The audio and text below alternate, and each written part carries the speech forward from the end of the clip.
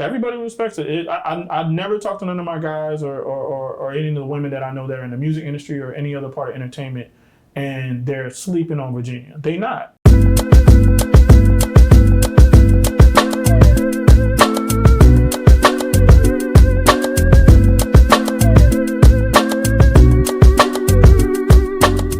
Hey, what's up? My name is Batman, VA Promoter.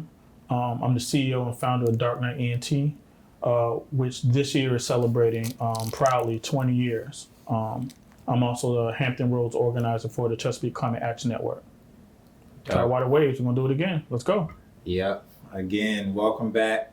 Appreciate you pulling up.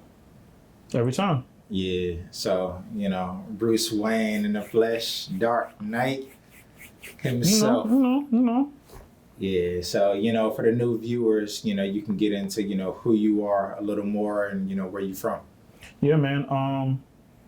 I'm actually from Hampton, Virginia. I'm just a kid who wanted to get into this music industry, get in this game, and at every turn where adversity was placed in my path, I figured my way out of it, and figured out how to move forward and progress and achieve and excel. Man of my word, loyal to my family, loyal to my friends, loyal to the people that I work with. That's all. Dope. So, you kind of venturing into like different spaces. You said Chesapeake Climate as well. You know, so like what prompted that? It was just a natural evolution. I don't believe in being stagnant.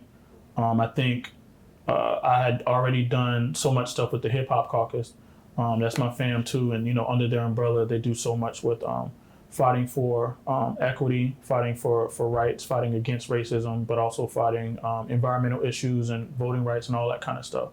And so, in addition to having been in or having a role in that organization, I also did a voter registration for the League of Conservation Voters for 3 years.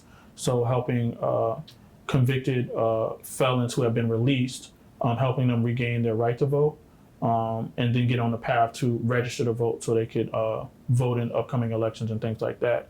And from there, just everything that I saw was a void or just a space where I could help. I wanted to take on that challenge. I'm always looking for something new, and so when this position was made available and presented to me, the environment is a space that I wanted to kind of do more here locally. And, there are not a ton of Black and brown faces in that space and any kind of leadership role. And so I understand that responsibility as somebody who always wants what's best for our area to just do my part. I believe in setting the example. So if I want others to be more invested in what we have going on, then, if I can do what I did in music, right, and have a certain level of respect and influence, then I need to, damn well be making sure that I'm doing that in things that are just as important, like our environment. So. Yeah. So, you mentioned doing your part. What is that like, from the most authentic place to you? Because you put people on and moving around, community oriented. Like, what does that mean to you doing your part? It means, I think a good way to put it is when I first got in this game, I started from the bottom. So I started as somebody who was on the street team, right?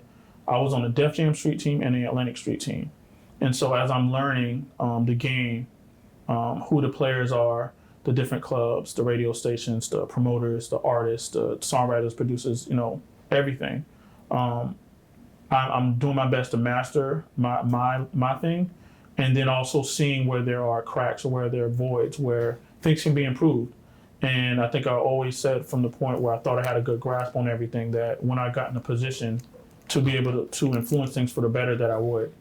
And so everything that, you and everybody is seeing now is literally just me keeping that promise to myself. I'm in a position now to where if I say something, there are definitely people out there that are going to listen. And so I want to use whatever level of influence and respect I have to do good. So if I'm going to be in a voter registration space, let's not have it still be dry. Let's do it in a way that is appealing, and let everybody know the importance of being not only registered to vote, but to actually vote when it's time, and understand what the repercussions are on either side. What happens when you vote, how that can be serve our community the best, and what happens if you may not vote and think it's okay to do that.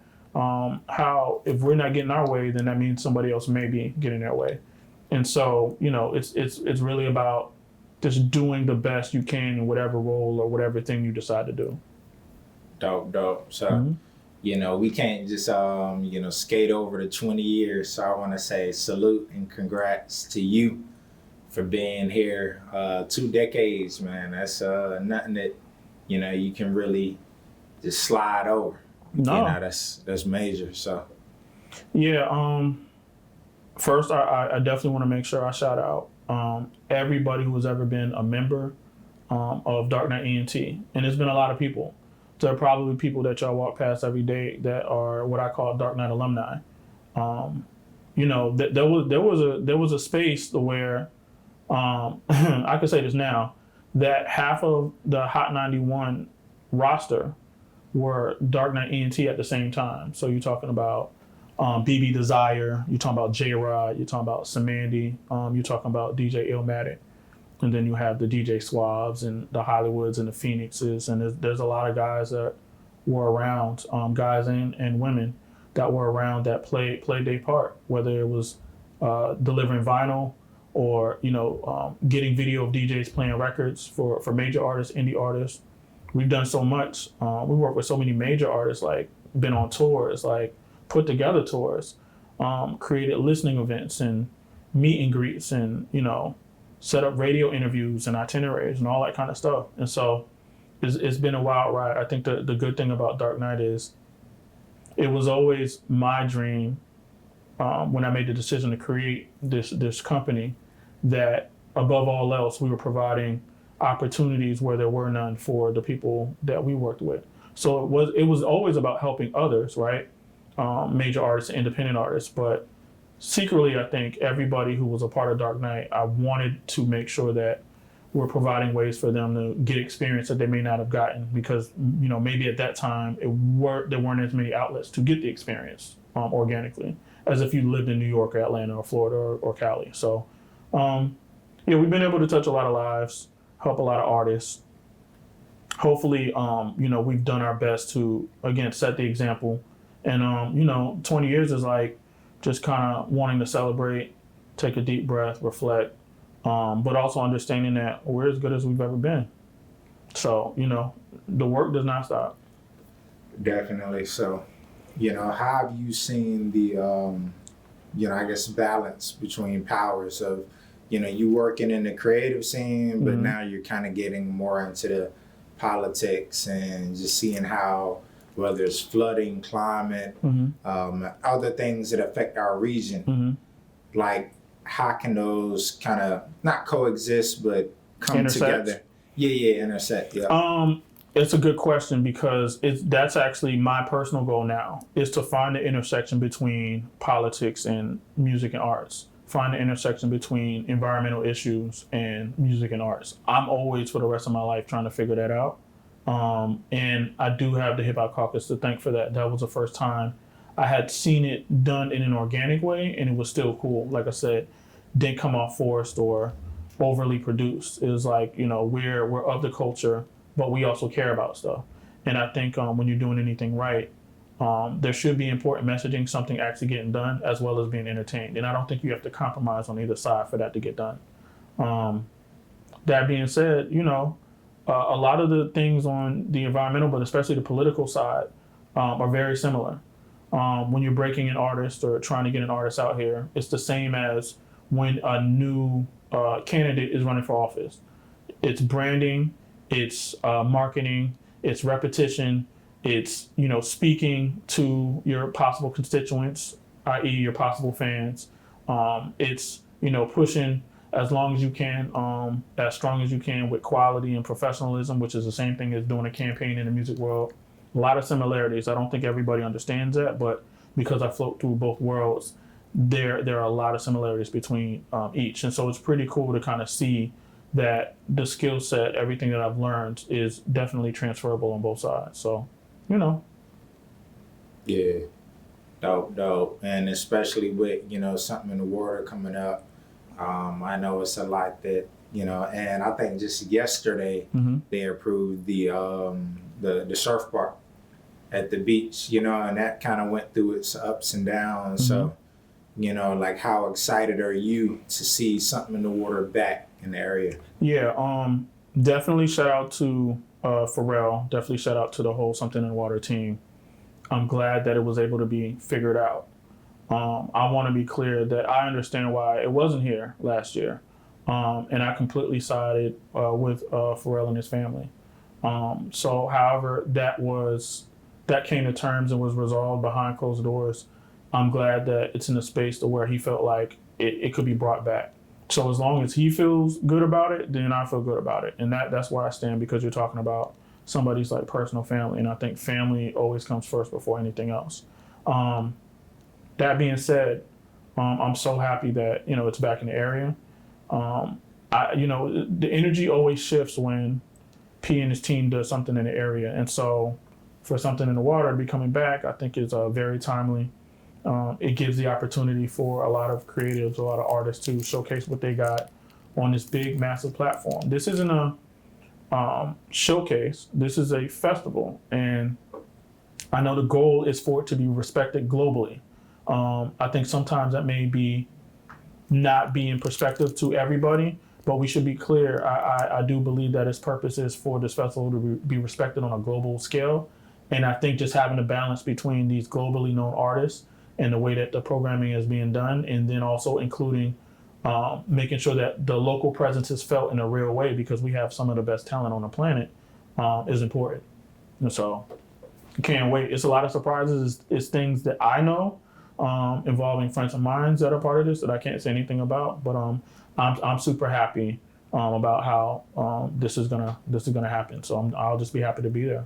Yeah, definitely. So, with the rollout of like you say, it being a full festival, it's been crazy because locally, Mm-hmm. it's been like things popping up everywhere. So Yeah. you got, all right, the opening, the intro, the different stages, Mhm. like, it's kind of dope because it still embodies that, hey, I'm trying to include the local talent. So, how proud are you to see that? Because I know people have had like certain, reservations and opinions about not being showcased, but now's the time. Yeah, it's definitely the time. I think a lot of the people, as they're releasing information on different events associated with Something in the Water, that I'm seeing a lot of names of people I'm familiar with. And I think that's a testament to when everybody says, man, just buckle down and work on your talent, whether it's writing a better song or a better project or practicing your live performance. All of that stuff wasn't said in vain, right? Because now when you see those certain names, you know how much effort and energy this particular person or this group or these people have been putting in, whether they're creatives or artists, that are going to hit the stage and trying to get recognized in this way. And so I think it's super dope. I love seeing when people are rewarded for their hard work, because that's what I stand on. Above all else is your work ethic. And so, it's not always rewarded, but I think in this case, I think it's just what we needed at this point in time. So now I think everybody who may not have been picked for this year, I think they have something to shoot for, and I think that's dope. Yeah. Yeah. Yeah. So, in terms of what you can disclose, like, do you plan to have any involvement in the festival, or are you just going out there and enjoying yourself? Yeah, so I think I have a lot of things that I am behind the scenes helping with, not directly associated with Something in the Water, but adjacent, I would say. But I do have quite a few friends that are directly connected to it, friends and peers. And so again, I'm super excited for everybody that's taking part in any form or format. Again, I'm connected enough that I know some things that have not been announced yet. So, it'll be cool to just kind of hang out and be a fan of some of the artists that I've seen on the bill that I know personally. Obviously, my brother Jay Farrell's on the bill. Hometown hero. So I'm super happy for him. It's always gonna be good to see my brother No Malice on that stage with his brother Push. So the Clips performing is a big deal. Before anything, I was a fan. And so to be in proximity in any form and know where my brother, where his space is right now, he's extremely happy. I know he's focused. And listen, this is a time to celebrate those guys. And so, just understanding the moment, I think grinding hits different on the beach in Virginia Beach during something in the water. Crazy. And, nobody's going to be screaming louder probably than me. You know what I'm saying? I think it's going to be a competition to see who in the crowd is going to scream the loudest. So I can feel how I feel about grinding in the clips, but everybody I'm sure is going to be screaming just as loud as me. So yeah. Something in the on that beach, that grinding, come on, man. Yeah. That's a different kind of energy. That's a different kind of movement in your chest. That's a different kind of waving your arms and that's a different everything. Is we all gonna be off from work. We all gonna be just hanging out. We just gonna be fans. So it don't matter who you are in the city. We all gonna at one moment in time. This feels right. Clips on the stage, Pharrell's festival in Virginia Beach is for the city. Like it's gonna be a moment. I can't wait. Yeah, shaking the fan. Can't wait. Yeah, dope. So I do want to shout out to Jay Farrell, man. River Set. We went to Indian River. Oh, okay. Yeah. So I had to do that. Yeah, shout out to bro, man. He's got a new movie. It actually drops. It'll be out by the time this is out. It's called Spinning Gold, so make sure y'all check that out. Been consistent. That's a really good friend of mine. He's like a brother. Known him for a long time. So like before he got on Saturday Night Live. So, our circle, our friends, our peer group, we're so proud of Jay. He goes out and he works hard and he earns everything that he gets. And so to see that he's getting Netflix movies and, he's done TV and he's done these films and they're coming back to back to back. That's a testament to his work ethic. I think to his sister manager, Shayna, his family, and just him having a dream, being from Virginia and seeing it all the way through. It's easy to shout out all of the artists that are, making breakthroughs and striving, but let's not forget, again, I've said before, we touch every part of the culture. Jay is a comedian, a actor, a musician, an artist. He does so much. He's so talented. Let's not forget that we got, other people other than artists. We have artists, we have athletes, we got movie stars. You know what I'm saying? So it's going to be dope to see the next chapter of where he takes this. Yeah, definitely. Yeah, man. Yeah, now it's crazy to influence, as you were talking about that, just every sport, and facet. I feel like you could point out somebody that's in the top, arguably in the top 3 in every or 5. lane. Yeah. From Iverson to Vic, Mike Vick, you could say Pee-wee. Ronald Curry, Pee-wee. We got Who else we got? Sweet Pea Whitaker. LaShawn Merritt. Yeah. LaShawn Merritt. Yeah, that's my guy. Yeah. Tyrod Taylor. Yeah. We got a bunch of That's people. crazy. Francina McCory. We got a bunch of people. So we gotta understand. It literally is something in the water. We're of the culture. We are the culture. And if you're from Virginia, and if you can see this and hear this, understand that I feel that in my bones. We so close to the breakthrough. There's going to be a second renaissance of Virginia. And I feel it every day we're getting closer. It's going to shake through the country. Every day we're getting closer. Through the globe. When you understand that Pharrell got the festival, it's coming. When Pharrell is also, where is he at? He just got the picture in that Louis Vuitton, right? He's so a genius, that's man. fashion. Yeah. Jay Farrell has a movie in theaters now, right?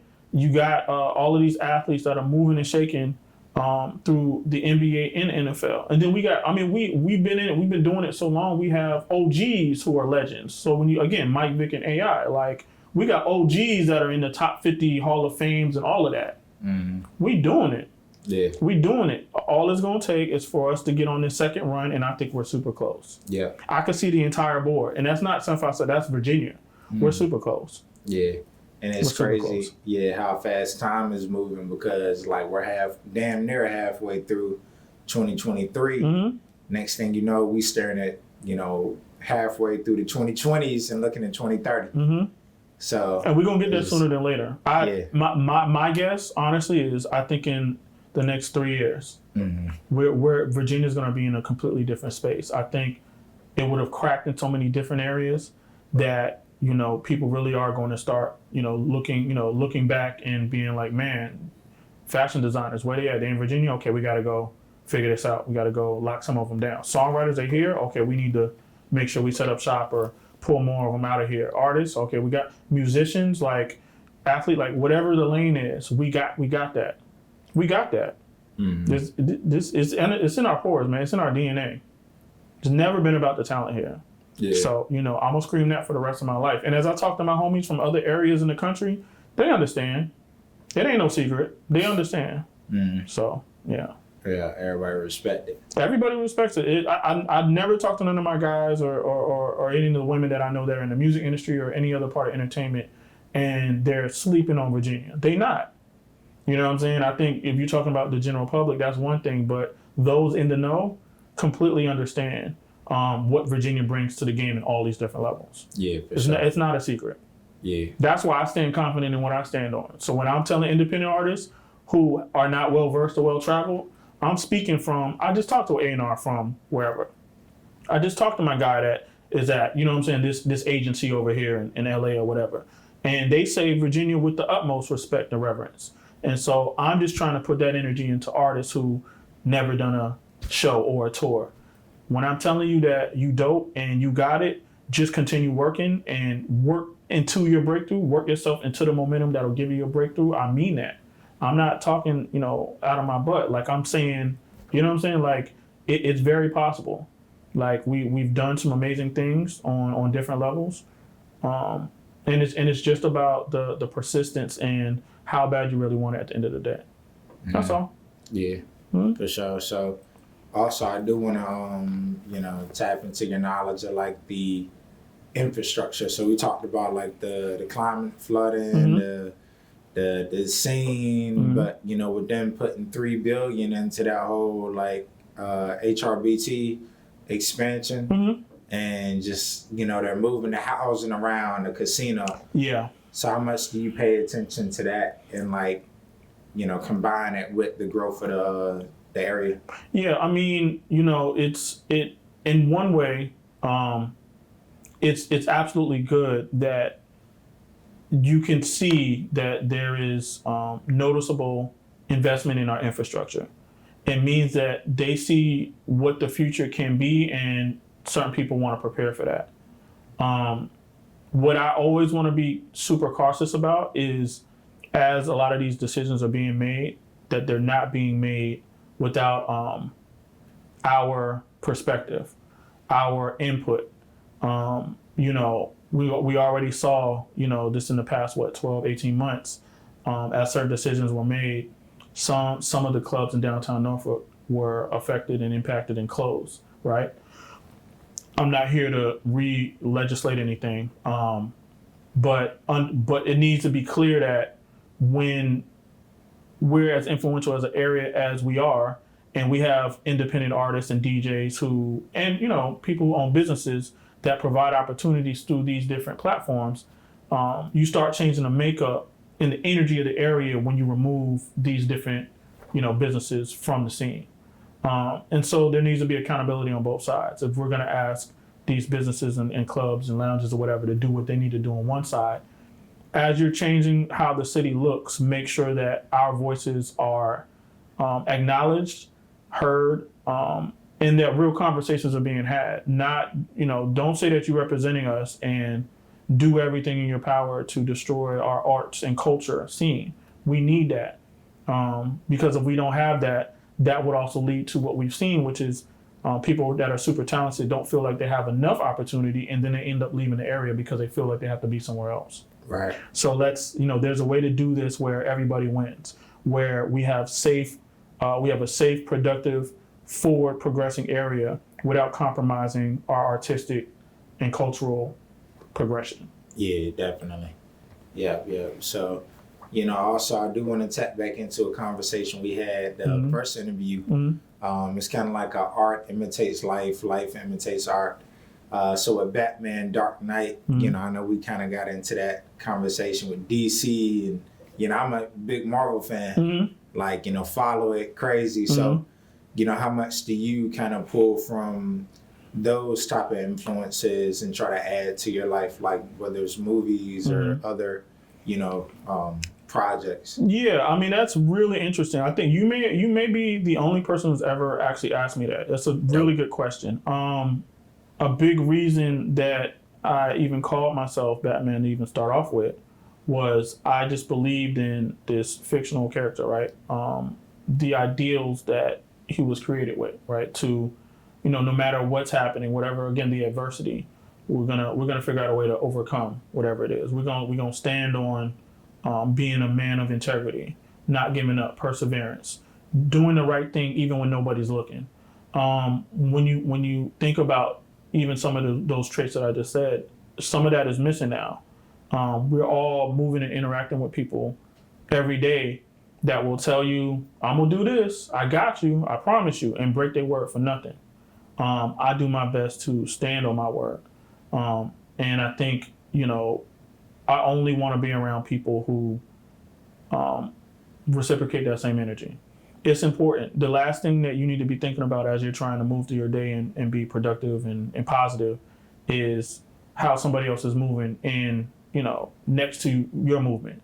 And so I think it's important that we're all able to trust each other on a certain level business-wise if we're going to continue moving forward the way that we need to. And so, yeah, I pull a lot from that. It's definitely a life imitating art, imitating life. Yeah, I think about that all the time, actually. There definitely been moments where, like, am I following it too much? Or, is this even something to aspire to? Or am I putting too much pressure on myself? Those are thoughts I've had. I think what I've settled on is the beauty in it is going for it. It's trying to aspire. But I don't think I even look at the character as much as that is morphed into, I just want to be like my father. You know what I'm saying? I just want to be like my mom. These are hardworking people that made a way for me and my sister and instilled all of those same traits that I'm looking at somebody else's fictional character and they instilled in me and my sister when we were early. And there's so many things that I pull from now. Look a man in his eyes when you shake his hand. If you tell somebody you're going to do something, do your best to do it. And if you can't, figure out how to make it up, all that kind of stuff. Being thorough, being, as well as you can, being organized, being respectful to everybody you come across. That's definitely something I pulled from my parents. I move with that energy. I don't care if you're the CEO or you're a homeless man. I'm never going to disrespect anybody that, that comes across my path. I don't start from, you got to earn my respect. I start from, I'm going to be respectful to everybody, and you would have to do something for me to lose respect for you. I just think that's the best way to kind of move. Does that make me, as a businessman or as a person, does that make me, any less than whatever? I mean, that would be up to somebody else to decide. But I just think it's a good place to start. I think every man and woman deserves to be respected and, again, to have the ability to lose it. So, that's how I move. I just try to be a man of integrity. For sure. Mm-hmm. Yeah. And, again, from earlier talking about the 20 years, want to give you your flowers, right here on camera. People need to hear that. It's important. So salute everything you've done. You're continuing to do. And speaking of that continuation, what is, next for you, like the next 20 years? The next 20 years? I mean, the next 20 years. I don't even know if I've thought about it. To be honest, I've been pretty preoccupied with just the stuff that we're kind of doing now, right? Which is so much environmental work to be done. I'm battling a pipeline in my role with CCAN, the Virginia Reliability Project. It's an expansion project. We're trying to stop this thing right now. Yeah, you can definitely dive more into that. Yeah. So like there's an existing pipeline, gas methane pipeline, and it goes through a lot of cities in our area. What this expansion project would do is dig up 49 miles of this same pipeline and put in a bigger pipeline, which will pump more methane gas To do that, they'd have to go through the Great Dismal Swamp. They'd have to go through Alfred G. Horton Veteran Cemetery. And the construction would be within 2 miles of like 13 schools, a hospital. It's a lot of low income areas, black and brown areas. And, I don't know if the company is doing enough to let the residents know that this is what they're proposing. And the risk. It's methane gas. So if anything happens, you're talking about an explosion. There was a documented explosion with the same pipeline in 1979 already. Out here? Yeah, it was closer to like Surrey, like the Surrey area. Oh, okay. So kind of out in the country. Yeah. 13 people were injured. A few buildings were destroyed. And so, again, it's methane gas. It can blow up. Where the pipeline goes to now, we've been canvassing this area to let residents know in Hill Point area of Suffolk. It's between Hill Point Elementary and a neighborhood. It's like 300 feet from the school. So if anything happens, again, you're talking about a school and you're talking about a neighborhood. Yeah. I'm not really for that. I mean, every way I look at it, the answer is money, more money. And so, I really look at these guys as supervillains. So leaning back into the superhero Batman thing, I'm gonna stand up against that. Yeah. It don't even make sense. It don't sound right. We can't just be doing anything for $1. So, outside of that, on the Dark Knight stuff, I think, I'll have a plan for the next 20 years at some point this year. I think the big thing is taking this whole year of the 20th year to reflect and to celebrate. And so we'll do a documentary. We'll do some sort of community give back event this summer, more than likely. We'll do some sort of gala, maybe to raise money or just to celebrate everybody who's been a part of Dark Knight and all the clients that we've assisted in whatever way. But yeah, we just want to do some things to acknowledge. You know what I'm saying? I do so much moving forward, moving fast, moving all over the place. I do think it's okay to actually celebrate the fact that we made it to 20, because a lot of people, a lot of companies haven't. And I'm proud that I did this home. So many people over the course of my career, even as I was winning awards and accolades and stuff, wanted me to move to Atlanta, said I should have moved to LA. Mm-hmm. If I listened to them, I would have left in like 08. Yeah. And I mean, there are people right now that are mad that I didn't move to Atlanta, or mad I didn't move to Miami, or mad that I didn't join them in LA to be a part of whatever label. But I think my stance was always, you never ask anybody from Atlanta to move to wherever else you were trying to get them to go. People in Atlanta will look at you crazy. So I feel like if they don't have to move, I don't need to move either. And if we not to the space of where, everybody can be able to have the opportunity to take that stance, then we need to get there. So again, when we had this renaissance, I don't want to be somewhere else. When everybody start blowing and getting deals and doing all this stuff, I want to be right here at home. Because that's how Atlanta, they swell up with pride. They know they're surrounded by multi-millionaire artists and record labels and independent labels and fashion and all of that. I want to feel like that. I want us to feel like that. Yeah. They don't have to move. I'm from Atlanta. That's how I feel. I'm from Virginia. I'm not moving nowhere. When we get our second win, our second run, I'm gonna be right here. Yeah. Straight up. So yeah, speaking of, you talking about like the pipeline. Mm-hmm. There's also been situations with like water contamination. So how do you take to just the water supply and in that realm, and how important just water is to our community? Yeah, so water is key to life. There should be an expectation, first off, that we always have fresh, clean drinking water for everybody. And so anything with it having to be being contaminated is obviously that needs to get figured out ASAP. No delay. Whatever money needs to be spent, everybody deserves to turn their water on and not get sick from what comes out of the faucet. You know what I'm saying? That's just that. I feel like that's just a human right. That is what our tax dollars should be going to, and so everybody that needs to be held accountable needs to just stay on their job, be on their job, do better, all that kind of stuff. It's important, and it's a human life. We're talking about quality of life with that. In reference to we're talking about water, so flooding. Our area is, we're just in this space of where, and I've seen the data in the graphs. In 50 years, if nothing changes, there are parts of Hampton Roads that will be completely underwater. And so that is, a lot of the work that I'm doing is flood resilience work. What can be done to address it? What can be done to get the information out so that enough people understand that? And we're able to mobilize in a way that, whether it's trying to increase funding or having real conversations with elected officials or the government to figure out, like, what do we need to do? I mean, we have these things called community preparedness funds, and they provide money. And some of that funding comes from another thing I've been, rallying people around, this thing called RGGI, RGGI. It's called the Regional Greenhouse Gas Initiative. We understand that with this initiative, it's 11 states in it. It basically taxes big companies that pollute our environment in whichever way it goes. Virginia, since we've been in this thing, has raised over $500 million through this tax. And so for some reason, our governor wants to pull us out of this. But my thing is, the initiative seems to be doing its job.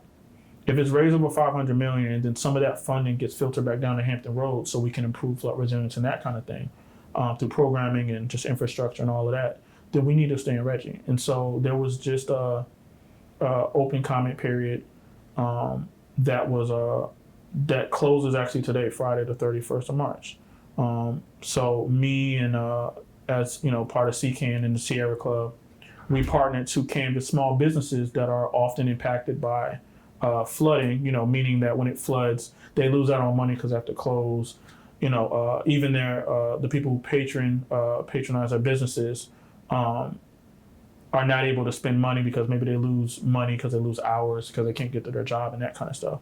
So we did a canvas to these small retail spots saying, hey, stand with us. Let us know you sign on saying that that the money from Reggie is needed. We need to stay in this initiative. Please don't remove us from it.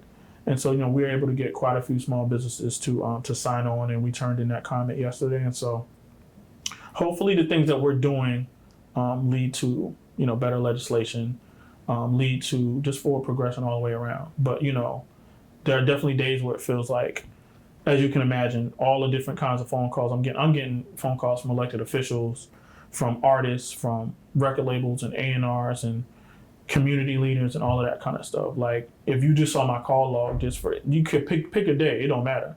And so I think a big part of my job is just trying to handle it all day to day. And I'm not saying that it's not a burden. I feel like it's a responsibility. I pray to be good enough in what I do, to be smart enough and well versed enough in all of these different lanes that people often call me for advice, for assistance, support, just to be able to handle it in that way and handle it responsibly. Being able to take those calls and be level-headed and not get an ego or a big head behind it, and just understanding it's about work and moving us forward is always going to be key. And first thing on my priority is to make sure that this work gets done, that we move forward, that these artists feel supported, that these elected officials are held accountable, that are assisting us, not working against us, but working with us, that Virginia shines. That's all. That's all I want. I just want us to be better off than when I first picked up my first Joe Button flyer and handed it to whatever college student I was giving it to on Hampton University 20 years ago. Yeah. That's all. Yeah. Yeah. Dope. But also, I'm gonna let you go on this one. I wanted to ask, so we're talking about all these policies and stuff. Do you keep up with, because they have the full plan of Norfolk, Virginia Beach, Plan 2030 and stuff online.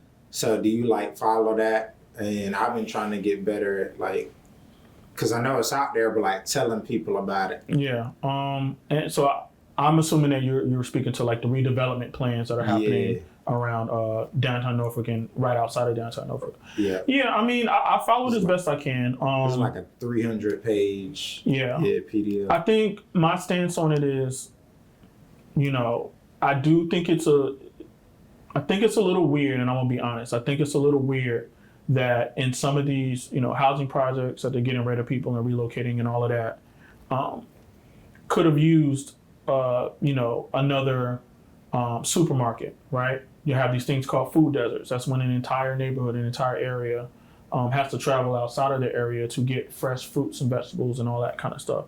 And, there are areas in Norfolk that could have used a supermarket for years and years and years and years. Could have used more resources, more programming, more funding, better drainage, right, to prevent flooding and just for safety and quality of life. And I feel like all of a sudden with some of these new projects, they look nice and they're shiny and all of that, but you had to move people out of the way to do it.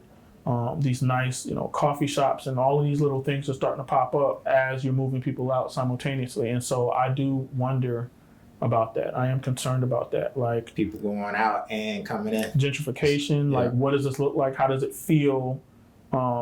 Is everybody being considered as this is moving forward? Like if it wasn't good enough to have, again, the grocery stores and all of the different things to support the community beforehand, how do they magically appear now that things are being redeveloped? So, I think about that often. I know being an elected official is a hard job. It's something that I'm never going to do. But I do think there are more holistic ways. Again, a lot of this is having the conversation and having it in real ways. Having all the voices in the room. And, I think sometimes for lack of foresight or perspective, decisions are made on our behalf, whether you're a part of the arts and music community or just a resident living day to day, paycheck to paycheck, that impact you negatively. And sometimes it's unintentional and sometimes it's definitely intentional.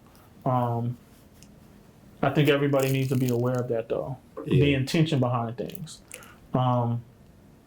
But it goes both ways. Communication is so key and critical. But I'm watching. I'm definitely watching, for sure. Yeah. Word, dog. Well, this ain't gonna be our last time sitting down. Let's do it again. Yeah. Do it again. Yeah, turn this into a whole series. So, Let's do it. I feel like every few months we should be sitting down. Yeah, for sure. You definitely one of my favorite platforms. Give you your flowers. I love, you do your best to have integrity in what you're doing. And I'm going to keep coming back. One, because you make me look pretty good on camera, I must say. So it's a nice camera in here. Listen, you got the equipment, man. You out here. But two, I think if I'm going to advocate for artists, we have to advocate for our media too. Our market is only as good as the amount of legitimate platforms we have. And so storytelling is a big part of Virginia getting out all parts of who we are and what we're about. And so you play a vital and important role. I don't know if everybody understands that, but you and your peers play such a vital, critical role. So I'm always going to have the utmost respect for what it is y'all do. And I want to encourage all of y'all to keep doing what y'all do because we need y'all. We need y'all more than ever, honestly. Yeah. So please keep going. Let's turn it up. Let's get it. Yeah. So we got Batman, Bruce Wayne, Dark Knight, however you want to go. Listen, it's 20 years later, and it's still roll with the winners. Yeah. Roll with the listen. Roll with the winner season has officially begun. Yep. Let's get it. Yeah, let's turn it up. We out.